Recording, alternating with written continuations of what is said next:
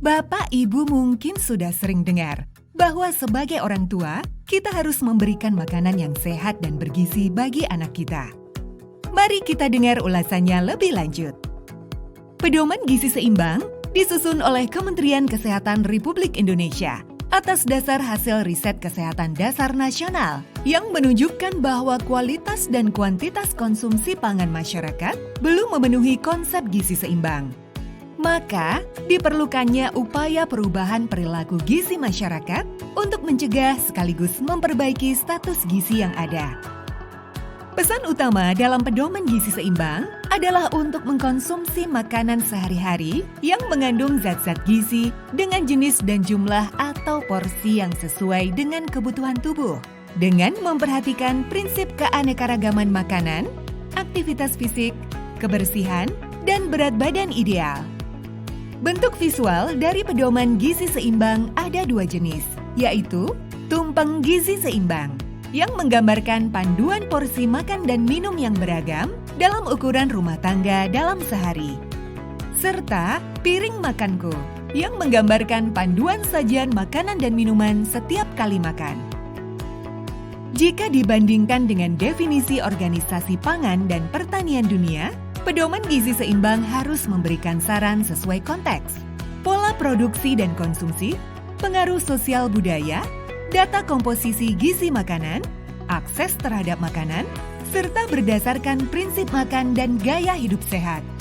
Dan pastinya mampu menjawab prioritas gizi dan kesehatan masyarakat. Selain itu, tak dapat kita pungkiri bahwa ketersediaan dan konsumsi pangan setiap individu maupun rumah tangga tidak selalu dapat memenuhi pedoman gizi seimbang yang telah dianjurkan pemerintah Indonesia.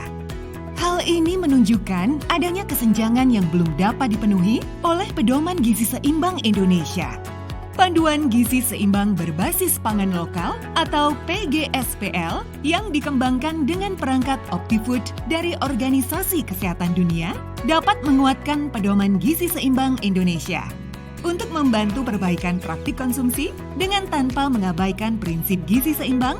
Maka PGSPL hadir dengan panduan porsi atau dalam ukuran rumah tangga maupun gram dan frekuensi konsumsi makanan dan minuman beragam dalam seminggu dengan memanfaatkan pangan lokal. PGSPL disusun berdasarkan masalah gizi yang spesifik lokal dengan mempertimbangkan akses dan ketersediaan makanan, pola makan, porsi makan, dan harga dari makanan tersebut bagi target masyarakat. Adanya PGSPL dapat menjawab tantangan, seperti yang diketahui dari hasil penelitian yang dilakukan oleh Simeo Rekfon, bahwa masalah gizi yang dialami masyarakat Indonesia bervariasi jenis dan jumlahnya.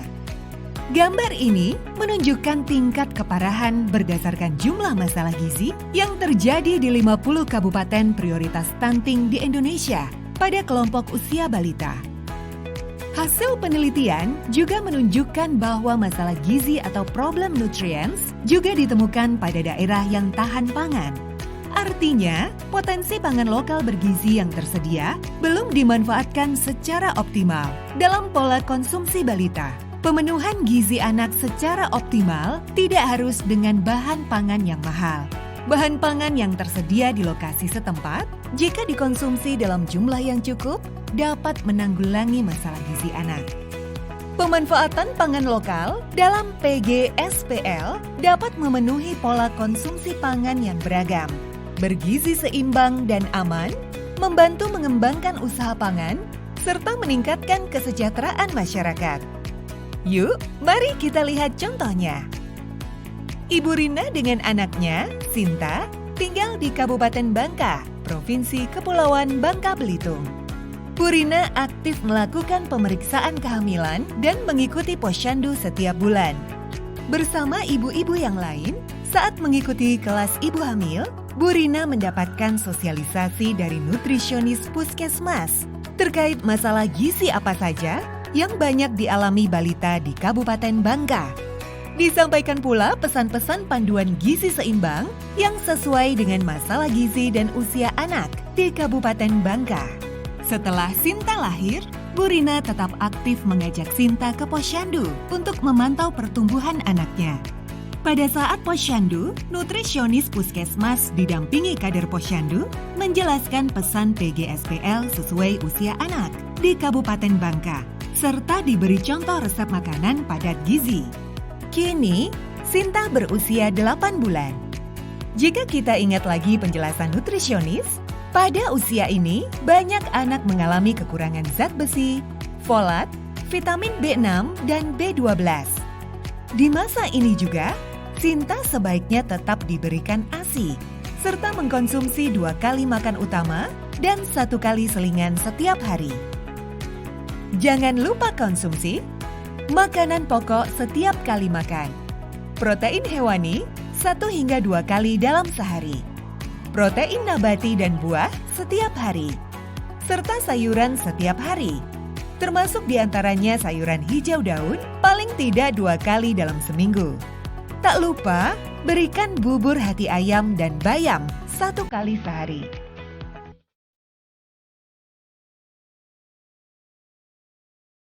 Setelah mendapatkan info tersebut, Bu Rina mulai dengan menyusun menu dan daftar belanja mingguan dengan bahan-bahan yang dapat dibeli dari pasar di dekat rumah Bu Rina. Bu Rina selalu menyediakan makanan sehat dan padat gizi bagi Sinta sesuai usianya. Untuk membantu mengingat bahan makanan padat gizi yang sudah dikonsumsi Sinta, Bu Rina mencatatnya di lembar checklist.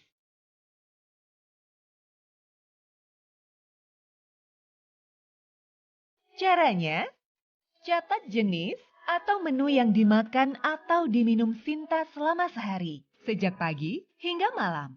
Selama 1 minggu, catat berapa kali Sinta mengkonsumsi tiap kelompok bahan pangan. Jumlahkan selama 1 minggu. Lalu bandingkan dengan anjuran yang disampaikan nutrisionis. Apakah sudah sesuai untuk tiap kelompok bahan pangan? Jika porsi tidak sesuai anjuran, maka catat pada kolom catatan. Saat Sinta berusia 3 tahun, Bu Rina mulai mengajak Sinta mengikuti kegiatan PAUD di desanya.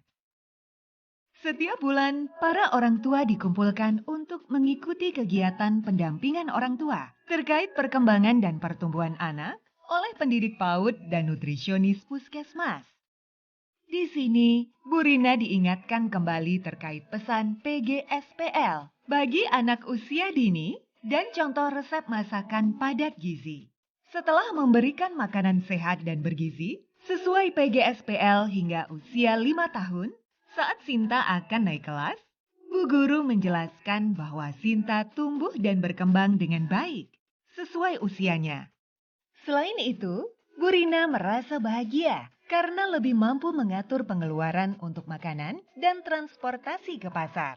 Pengalaman Bu Rina dan Sinta menunjukkan bahwa penerapan PGSPL dalam kehidupan sehari-hari merupakan pilihan untuk membantu percepatan penurunan stunting yang mengintegrasikan sektor-sektor pada program intervensi gizi spesifik dan sensitif. PGSPL bagi balita di 50 kabupaten prioritas stunting dapat dilihat pada katalog panduan gizi seimbang berbasis pangan lokal. Untuk informasi lebih lanjut, kunjungi laman dan media sosial resmi kami.